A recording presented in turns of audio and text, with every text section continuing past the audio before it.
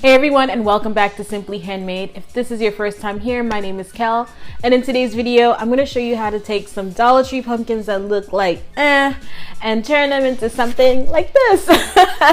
I love the way these pumpkins look, guys. I actually surprised myself. I didn't think it would come out this good. Before we get started, I want to add the shameless plug. I am having a DIY workshop in Staten Island on the 21st of October, which is not this Saturday, but the following Saturday, and there are tickets still available. So I'll leave that information for a ticket purchase in the description box below, and I hope to see you there.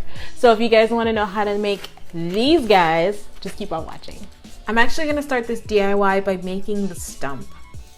Grab a small ball of clay and roll it into a snake. I made one side thick and one side thin.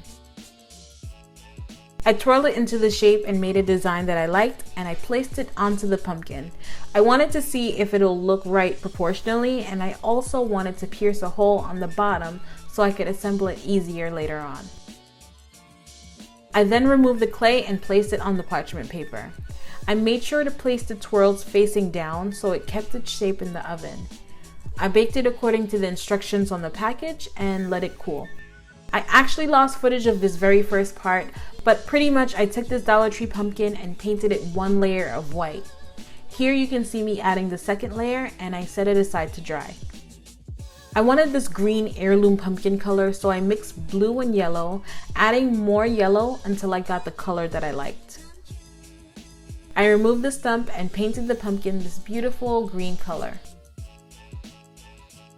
Once I was done, I set it aside to dry, and I started painting the stump that I made out of the clay. I used tan, let it dry, and I dry brushed some white. I then went over the crevices with some brown and added this gray milk paint to make it more rustic. I let it dry and brushed on some Mod Podge and cinnamon so it looks more like dirt. I love the way this looks. It definitely adds to a rustic color. I wish I was a genius that came up with this, but I found this technique online. I brushed it all over and set it aside to dry. I hot glued the toothpick in place and glued down the stump onto the pumpkin. I wanted the pumpkin to be more realistic, so I added some watered down brown paint and stippled it with a cotton swab. Ideally, I would have a sponge, but I didn't have any on hand. I just used what I had. I immediately went over the brown with some green, and I had something that looked like this.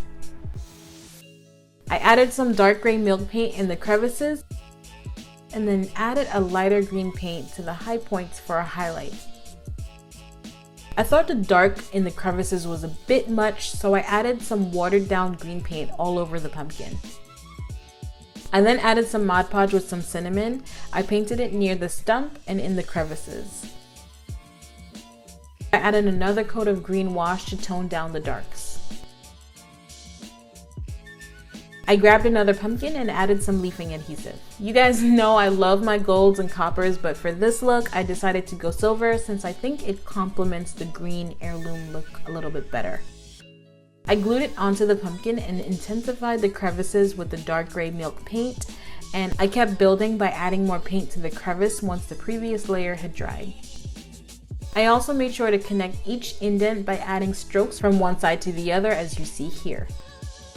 I made the area around the stump dark and added some cinnamon and Mod Podge mixture like I did for the previous pumpkin and set it aside to dry. Once it was dry, I added a light green wash to bring all the colors together from the previous pumpkin and this pumpkin, and everything looked nice and cohesive. Now that I showed you how to make these pumpkins, you might want some decoration inspiration. As you guys may know, I am hosting a DIY workshop in New York on the 21st of this month, and I plan to have this as decor in the space. So I grabbed some grapevine I had and flattened it as much as I could on the table. Next up, I added this fall themed garland that I got from Michaels, and I also got this large pumpkin that I'm adding in the middle from Michaels as well. I then took the pumpkins I just DIY'd and placed them around to my liking. Next up, I grabbed some accent pieces to make it visually interesting and bring in some nice different textures. And that was it, guys. Well, I hope you guys enjoyed this DIY. If you did, don't forget to subscribe and give this video a big thumbs up. Thank you guys so much for watching, and I'll see you in the next video. Bye!